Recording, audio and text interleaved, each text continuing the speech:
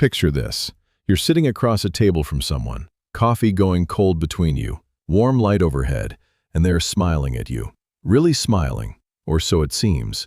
But somewhere in the back of your chest, something tightens. You can't name it. You just know. The way you know a room has been argued in before you walked through the door. That something in that smile wasn't quite right. That feeling has a source, and it's more precise than you might think. Paul Ekman spent years mapping the human face, cataloging every involuntary flicker the muscles produce before the conscious mind can smooth them over. What he found was this. Contempt has a signature. A single asymmetric curl at one corner of the lip, held for as little as 1/25th of a second. Gone before you consciously register it. But your nervous system caught it. Your nervous system always catches it. This is the territory we're entering today. Not the obvious, declared kind of hostility, but something far quieter. The micro-behavioral signals of concealed contempt and hidden resentment. The tells that live below words, below tone, below everything a careful person can control. There are 3 of them. 3 specific observable patterns that researchers and philosophers alike have studied, and that you, once you understand them, will begin to see with unsettling clarity. Friedrich Nietzsche understood the psychological architecture of this kind of hidden feeling long before neuroscience gave it a name.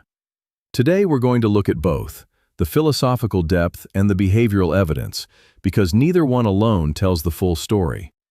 I'll tell you now, the third signal is the most disturbing of the 3, because it tends to feel, in the moment, like care. So stay with me through all of it. If this kind of deep psychological insight is what you come here for, consider subscribing. There's much more like this ahead. Before we get to the first signal, I want to give you the philosophical ground beneath all of this, because without it, the behavioral patterns we're about to discuss can look like ordinary social awkwardness. They're not. Friedrich Nietzsche wrote about a particular emotional state that he called ressentiment. It's a French word, and he used it deliberately because he felt no other language had quite captured the thing he was describing. It isn't simple anger. Anger moves outward. It wants to confront, to resolve, to discharge. Ressentiment does the opposite. It turns inward. It accumulates. It festers quietly behind a composed face and a reasonable tone of voice. The person carrying it often doesn't know they're carrying it. That's the part most people miss. We imagine that someone who harbors hidden contempt toward us must be aware of it, must be, on some level, choosing it. But Nietzsche's insight was darker than that. He understood that ressentiment is largely unconscious. The person genuinely believes they wish you well. The hostility has simply gone underground. And it communicates itself not through what people say, but through the small physical things they cannot fully control. This is where Ekman's research and Nietzsche's philosophy meet, in the gap between intention and behavior, between the face a person shows and the face that flickers through for a fraction of a second before the performance kicks back in. What we're really learning to read when we study these patterns is that gap, that unguarded interval, the behavioral tell that surfaces before anyone can stop it. And here is what makes this worth your full attention. These signals don't appear randomly. They cluster around specific moments, particular triggers. Once you know what those triggers are, you'll recognize the pattern immediately, in people you've known for years, in rooms you've sat in hundreds of times. The first signal happens in one of those rooms, and most people, when they encounter it, walk away feeling confused rather than informed. Let me show you why. Signal number 1. And I want you to pay close attention here, because this pattern runs exactly opposite to what most people expect. Most of us assume that someone who secretly resents us will show it when we're struggling, when things fall apart, when we fail publicly or hit a low point. And yes, sometimes the mask slips then too. But the primary behavioral tell of concealed competitive resentment doesn't appear in your worst moments. It appears in your best ones. Think about the last time you shared genuinely good news with someone you thought cared about you. A promotion, a creative project that finally clicked, a relationship that was going well. You walked into that conversation carrying something warm, maybe a little nervous to share it, but open. And what came back felt off, just hollow. The words were right, but the temperature was wrong. They said, "That's great," and the room didn't change at all. That drop, that specific withdrawal of warmth at the precise moment warmth should have been at its peak, is a recognized behavioral pattern. Research into concealed competitive resentment has identified it clearly. The person doesn't pull away when you're down, they pull away when you rise. Nietzsche saw this centuries before anyone put it in a study. He understood that the person carrying ressentiment experiences your success not as something separate from them, but as something that diminishes them. Your gain feels, in their nervous system, like their loss. So the body contracts. The smile appears, but it doesn't reach the eyes. The posture closes slightly. The voice stays flat. And then, almost immediately, they find a way to redirect to something else, to themselves, to a small qualification of your achievement. Here's the contrast that matters. A person who genuinely wants good things for you becomes more alive when you win. Their energy rises, their interest is real. A person concealing resentment becomes quieter, more managed, more careful. And that careful quality is the signal itself. You felt this, you just didn't have a name for it yet. Now some of you might be thinking, maybe they were just distracted, maybe it was a bad day. And that's a fair instinct. One flat response proves nothing. But here's what makes the pattern readable. The face gives more away than the behavior does. This is where Ekman's work becomes genuinely useful. He identified something called the non-Duchenne smile, named after a 19th century neurologist who first mapped which muscles genuine emotion actually uses. In a real smile, two things happen simultaneously. The corners of the mouth lift, yes, but the muscle around the eye, the orbicularis oculi, if you want the technical name, also contracts. It's what creates those small creases at the outer corners of the eyes. That slight squint, the warmth that reaches upward. A performed smile skips that second step entirely. The mouth moves. The eyes don't. They stay open, watchful, almost neutral, like a window with the light off behind it. Here is what's remarkable about this. It's almost impossible to fake the eye movement deliberately, and almost impossible to suppress it when joy is genuine. The muscle around the eye responds to real feeling. It doesn't take instruction well. So when someone congratulates you with a smile that stops at the cheekbones, their face is showing you something their words have carefully concealed. Nietzsche wrote that the body is far more honest than the tongue, that the tongue has been trained, across a lifetime of social performance, to say the appropriate thing. The body is still catching up. And in that gap between what is said and what the face briefly, involuntarily shows, concealed contempt leaves its clearest trace. The next time you share something that genuinely matters to you, don't just listen to the response. Watch the eyes. Watch whether the warmth climbs above the nose or stops short of it. A person who carries real goodwill toward you cannot help but show it there. And if the eyes stay flat, you're looking at something worth paying attention to. But the face is only the beginning. The second signal moves into language, and it is far more deliberately constructed. Signal number 2. And this one is harder to see because it doesn't live in the face. It lives in language, in the specific shape of what someone chooses to say to you and when. Here is the pattern. The person who carries hidden resentment toward you will often present themselves as unusually honest, refreshingly direct. They'll say things like, "I just want to be real with you," or "I'm telling you this because no one else will." And at first, that can feel like a gift. Honesty is rare. Candor feels like intimacy. But watch what the honesty is actually made of. Genuine criticism, the kind that comes from someone who wants you to grow, lands on behavior. On a specific choice, a particular approach, something you did that can be done differently. It opens a door. It leaves room. A person giving you that kind of feedback is essentially saying, "I believe you're capable of more than this." The second pattern works in the opposite direction entirely. It doesn't target what you did. It targets who you are. You're just not the kind of person who you've never been good at. I think you need to be realistic about what you're actually capable of. These aren't corrections, they're verdicts. And the crucial difference, the one Nietzsche would have identified immediately, is that a verdict has no exit. A correction invites growth. A verdict installs a ceiling. What the person carrying this kind of concealed contempt is doing, often without knowing it, is managing the distance between you. Your improvement threatens their sense of standing, so the criticism becomes a structural thing, something designed, unconsciously, to keep you in place. A person who genuinely cares about you will occasionally say hard things, but those things will be aimed at a behavior, not at your nature. The sting will fade because it points toward something better. The other kind lingers differently. It sits in the chest, because somewhere beneath the words, you feel that it wasn't offered to help you rise. It was offered to confirm that you shouldn't. Now I want to pause here, between the second signal and the third, because what comes next requires some preparation. Because it's uncomfortable in a way the first two weren't. The flat smile and the verdict-shaped criticism are things you can observe from the outside. You can watch for them. You can learn to read them the way you learn to read any pattern. But the third signal doesn't live in facial muscles or in sentence structure. It lives inside another person's nervous system. And the only reason we can name it at all is because neuroscience has recently made it visible. Here is what the research found.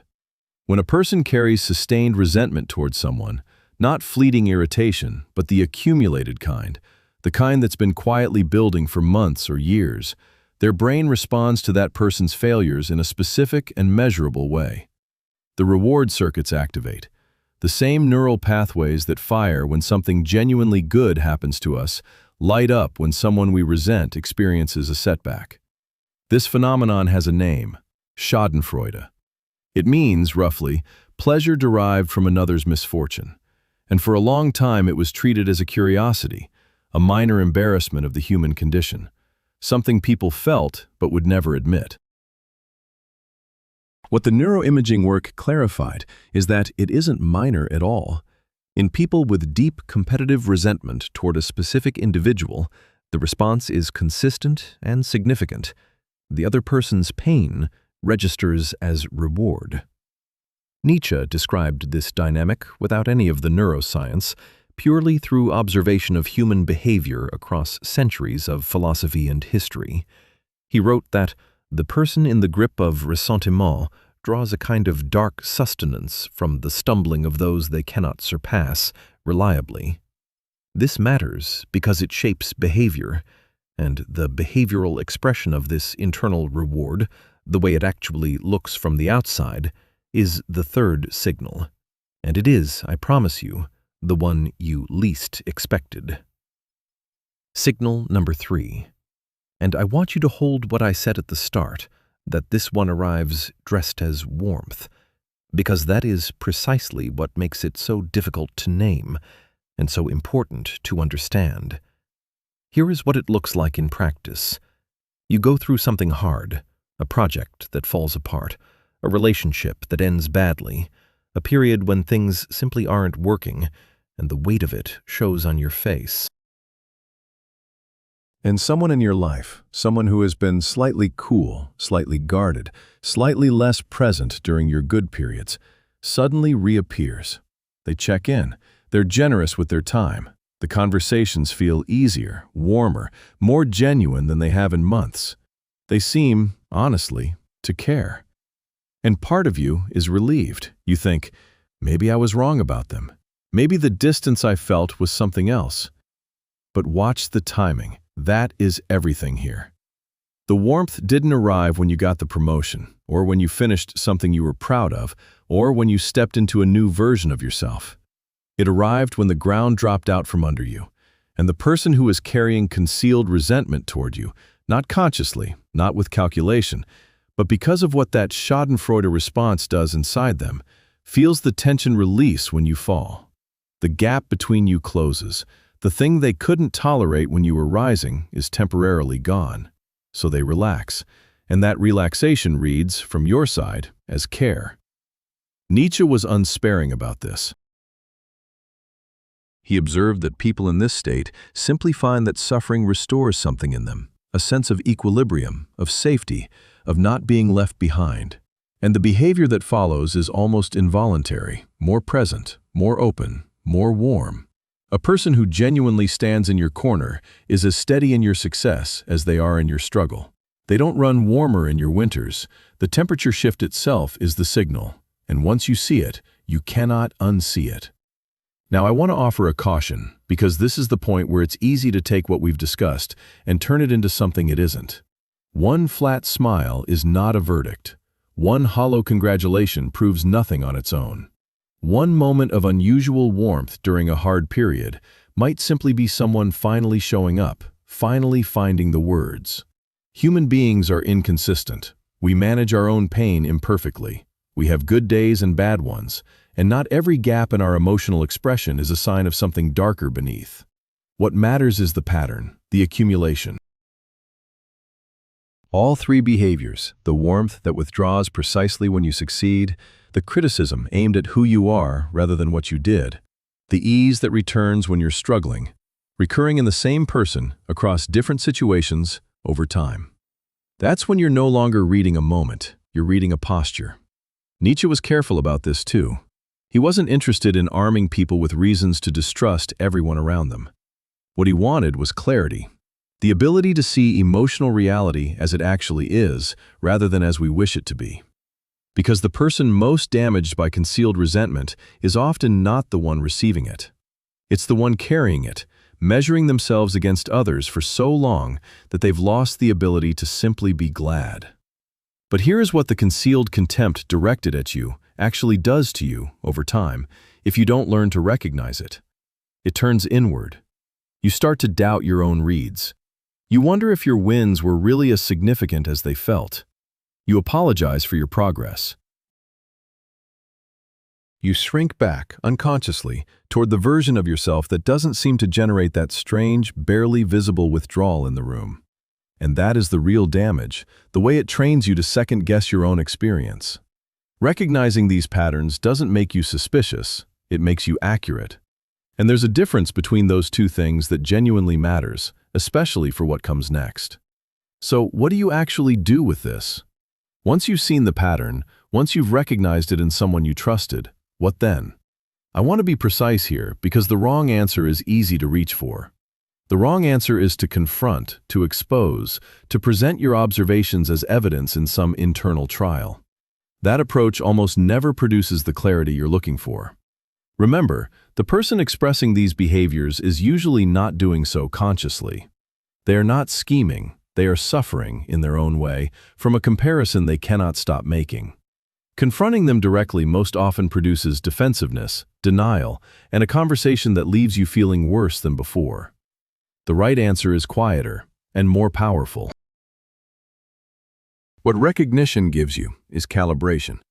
When you understand that the flatness in a room after your good news isn't a reflection of your achievement's actual worth, when you can read the withdrawal as information about the other person rather than as a verdict on you, something shifts. You stop adjusting yourself to manage their discomfort. You stop muting your wins so the room stays comfortable. You stop seeking validation from the exact person least equipped to give it. Nietzsche wrote that the truly free individual is the one who no longer needs the adversary's estimation to know their own ground. That line has stayed with me. Because so much of the damage these hidden patterns cause comes not from what the other person does, but from how we interpret it, as feedback about ourselves, as signals that we should be smaller, quieter, less. You were reading a real signal. The signal just wasn't about you. And here is what that means in practice. You can stay in those relationships with clear eyes, or you can quietly redirect your energy toward people whose presence expands rather than compresses you. But either way, you are choosing now, not reacting from a fog. There is one final thought, and it ties all three signals together at their root.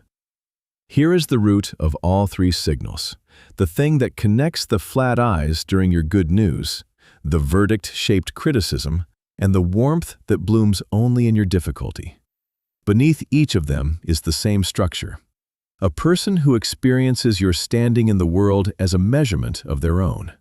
Not because they are, at their core, malicious, but because somewhere along the way, comparison became the only instrument they had for knowing where they stood. And when you move, when you grow, when you gain ground, when you step into something new, the instrument shifts, and they feel it in their chest before they feel it anywhere else. Nietzsche's deepest observation about this wasn't a condemnation. It was almost a diagnosis. He saw that the person most trapped by this pattern suffers more than anyone in the room. They cannot take full pleasure in their own life because they are too busy measuring it against yours. Every win you have closes a door for them. Every stumble you take opens a window. And they move through the world like that, perpetually, without necessarily knowing why they're so tired. Understanding this doesn't require you to excuse the behavior or absorb its effects without clear eyes. It simply means you can hold both things at once. This pattern is real, and it is not about you. The eyes that don't crinkle when you succeed. The sentence that tells you what you are rather than what you did. The person who shows up with warmth exactly when the ground drops. They are readable, and reading them accurately, not with bitterness, but with the calm of someone who finally sees the room as it is, that is its own kind of freedom. The resentment mask, once you've learned to recognize it, doesn't disappear, but it loses its power to make you doubt yourself. That's what all of this was really for. Tell me in the comments, which of the three signals has shown up most in your own experience? The first, the second, or the third? I read every response. And if this kind of deep psychological insight speaks to you, subscribe. There's more where this came from.